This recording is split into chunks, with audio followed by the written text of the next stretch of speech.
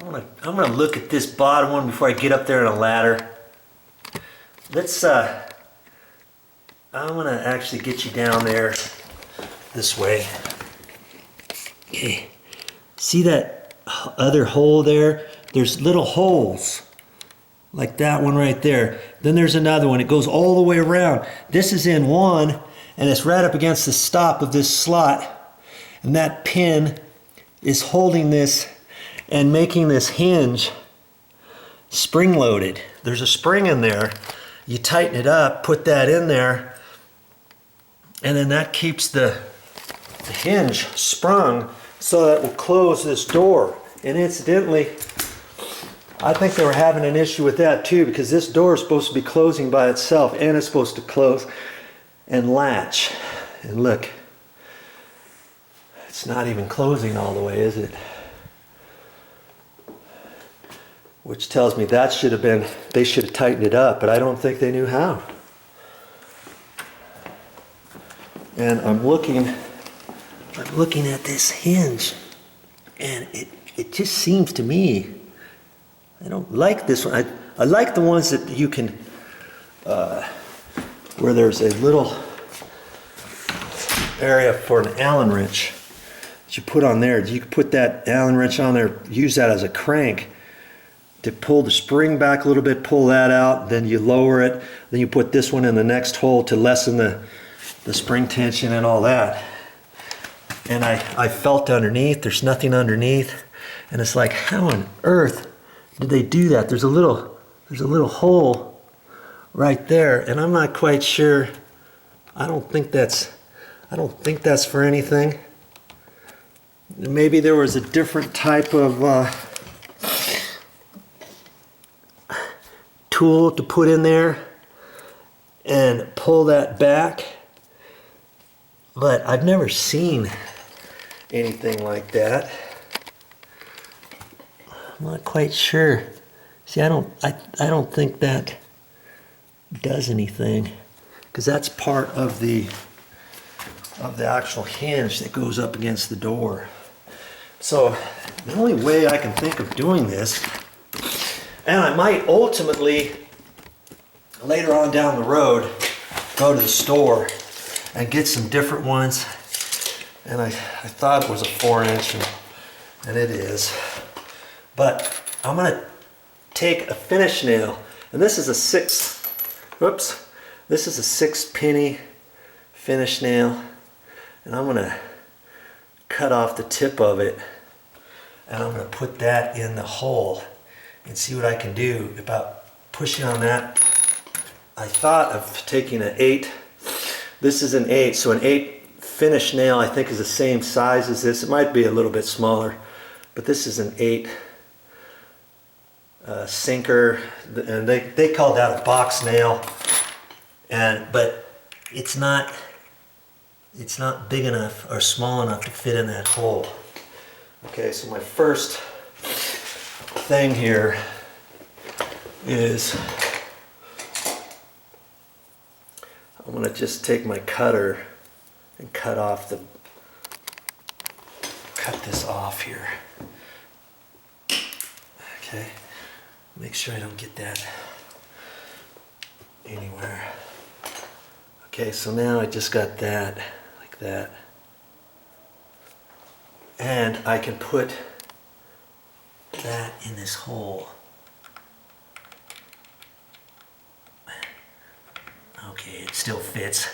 I thought I was going to have to shave off that edge, and you know, I might do that, because I do have something in my nail bag for that. Remember? It's my little rasp. And I can take my file side, my thin side, and just kind of clean that off a little bit, the burrs, so it fits in there a little bit nicer, like that. Now I can use that as a focal point, but I might have to see, there's another one there, right there. And there's holes like that all the way through, but I don't know if that's enough to push against there to pull that pin out, to put it in the next one, to lessen this. Now I should actually put my gloves on, because if that comes out, that could snap and really hurt. So yeah, I carry gloves. I haven't used these for a while, but see, I get them on my knuckles a little bit. But these are a little bit thinner than some other rubber gloves that you've seen at the store. But you can get this kind too. I wore these a lot, but these are old now. But okay, let's see if I can see when I push that. I guess. Okay, I'm gonna have to just do it with one. See, I've already bent the nail a little bit. Okay, I have to be right there. So when I see, look at that. I already bent the tip of the nail.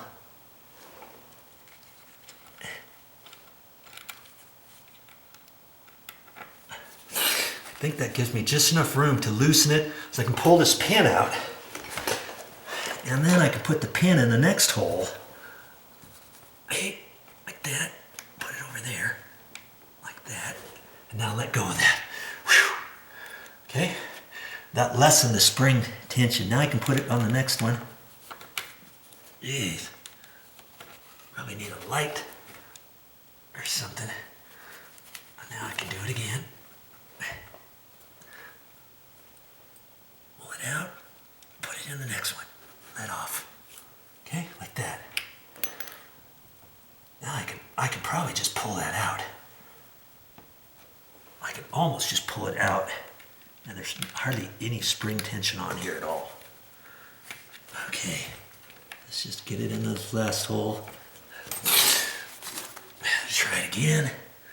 Just to show you, okay, I got it in that one. Now it's so loose. See, I can just pull that out. Here's the pin. That pin comes with your self-closing door hinge right there. Now, let's say you have a self-closing door hinge, you don't have anything in there, and you want to make it work. And hopefully yours has the Allen wrench up there. You do the same thing. Instead of tightening up that way, can you imagine? That was so hard just to get that first one, and it was still too loose. This would have had to been tighter. Had it had an Allen wrench deal up there, I could have cranked it a little bit more and got it in the next one, you know, to put this pin back in. But if you don't have any pins, you can use a 6-penny finish nail. Just cut it a little bit long. What I do is I would, well, you're not going to have this little pin, are you? So I would just put the nail in a 6-penny nail. Figure out about, see how loose it is now? Feel about how far I could put a mark on it, hold it, and then I could leave it out, let it come out just a little bit more. Instead of cutting the tip off, I would start with the head and then cut it. So I've got that little head sticking out. Okay, so I could have the finish nail cut it off like that. You know what I mean? See, right now, there's no spring tension on that last hinge. Now that hinge just acts like a regular hinge. Granted, I still have the top one on, so it's still going to close a little bit. It didn't really close any more than before, but that's because my top one, I got to do the same thing with the top one. So that's what I'm going to do next, get that pin out of the top one. Okay, I've got one bottom self-closing hinge and the top self-closing hinge. See the little pin sticking out on it right there. So I'm going to get up there now, take that one off. Okay, that's my top hinge. I've tried to zoom it in a little bit, but I'm going to be up there. You're not going to really see me too much, maybe a little bit. Got that same little finish nail. And see, that's where the pin is. So I've got to have my nail off to the next hole. So I've got that hole to put the pin in. If I just took this out And I could do that too. I could take 2 long nails, okay? 2 6-penny nails. And I could use those so I don't have to use that little pin each time. I could take this out. I could bend this back on this one hole. If you don't have enough room, you know, this one, as I push it and I put it on this one, I got just enough room to push it right up against the door.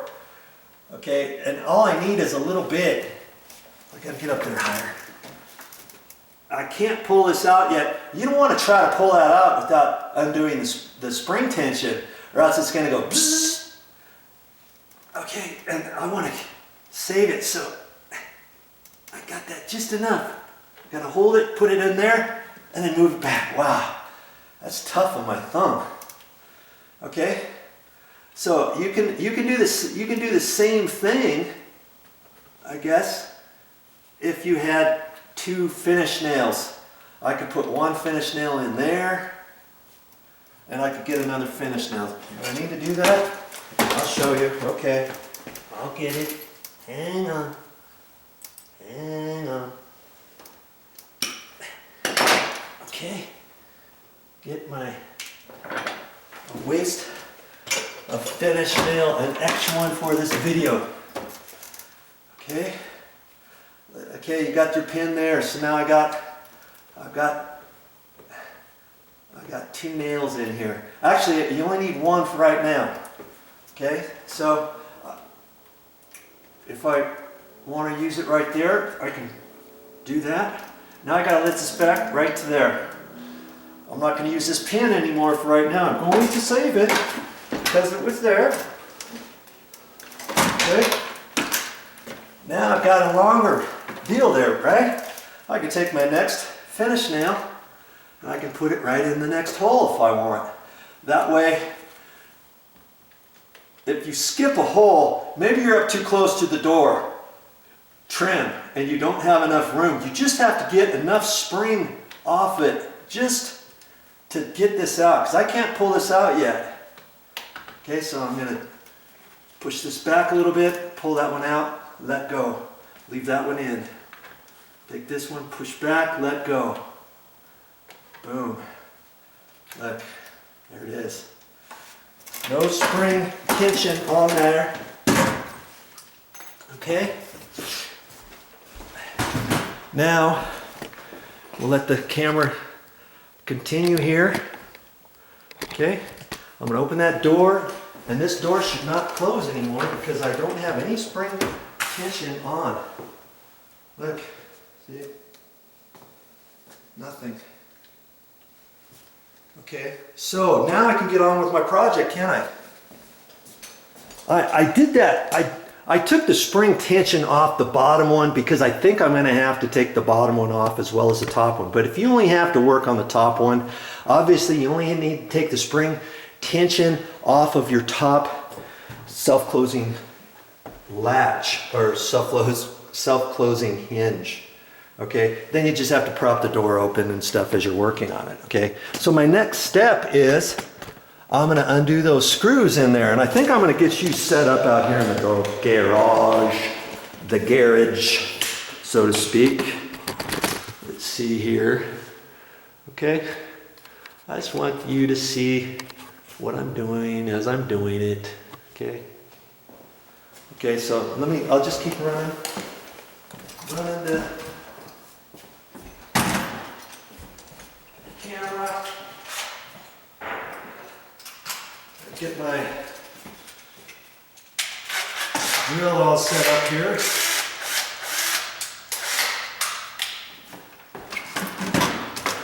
I'm going to take my screws out. See, had I taken the screws out first, you take 1 or 2 out. This is going to spring back, and then you're going to be like, oh, what do I do now? That's why you got to take the spring tension off of this thing. And all this work just to get this door fixed, but hey, I want you to see, you don't have to be a professional door person to do this. If I can do this, you can do this, all right? That's what these videos are all about. on my channel, most of them anyways, but I'm excited. I'm making some travel videos. We're gonna put, Mommy and I are gonna have some travel videos up there too about our travels and stuff. I think you'll like that. Okay, so I'm just getting my small little screwdriver to get on the back side. Okay, now that's out of my way. Now I'm gonna drill 2 holes in here. Kind of like I've done before. If you've been watching my videos, you've seen what I'm going to do here. I'm going to put a 1/8" drill bit, 1/8" drill bit here, and I'm going to let most of the drill bit stick out of my chuck. I'm going to just grab the tip of it, maybe 1/8 of an inch of it, because I want to get most of it in there. And I'm going to drill this. I'm going to slightly angle it so I make sure that I don't want to drill straight in like, okay, it doesn't matter where I do it. The first 1/2 inch of this inside the house is sheetrock. I gotta get beyond that, so I hit into the stud. This stud, incidentally, is a 2x6. This is a 2x6 wall instead of a 2x4 wall. Thus, this frame is that much stouter. So once I drill these, I'm not thinking I'm going to do much.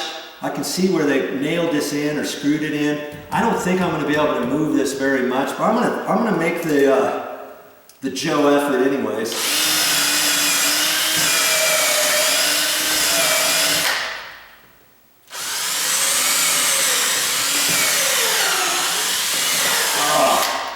Okay, my battery's down. I'm going to have to get a new battery. I've got one charged up. Be right back.